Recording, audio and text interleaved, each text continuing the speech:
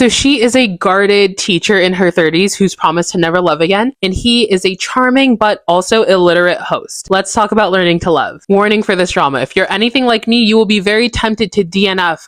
You gotta let him cook. You gotta let him cook. It gets better, I promise. Spoilers for episode 1, but also it's like literally the plot. So we meet the teacher. She teaches at an all-girls school. She's in her 30s. I think she's 35. She's single. She's blunt. She's kind of mean. She doesn't have a lot of friends. She hates her job. Her students hate her too. She's not very good at it. She doesn't have a lot going for her. She is engaged to marry a man because her dad arranged it, and she don't even really like him. She got a lot of trauma, and she had D1 crash out. I think she reads unlikable. Anyway, she gets a call in the middle of the night that basically her student has stolen their parents' credit card and has been frequenting a host, which is not a place for a child. So the principal and the parents are like, go get her. And the teacher's like, why do I have to get her? I don't even like her. Dead ass, me neither. She scolds a little girl. The host defends a little girl. They have this whole conversation. I hated it. I disliked everybody in that scene. And they drag that little girl out there kicking and screaming. So let's get into the host. He is 23 years old. He's a host club worker. He's not in the top 10. He's not particularly great at his job. He masks as silly, goofy, free, but he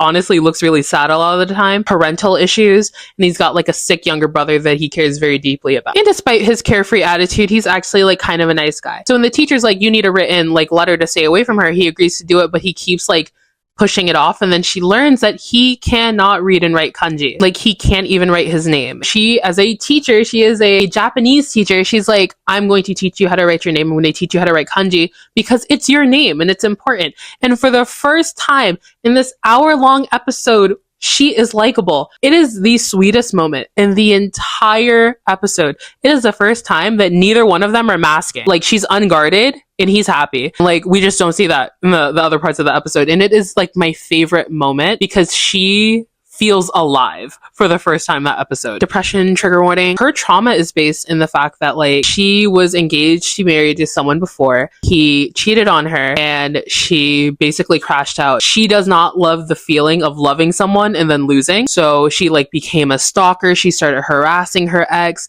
She ended up getting arrested. She lost her job, her dream job at a publishing company.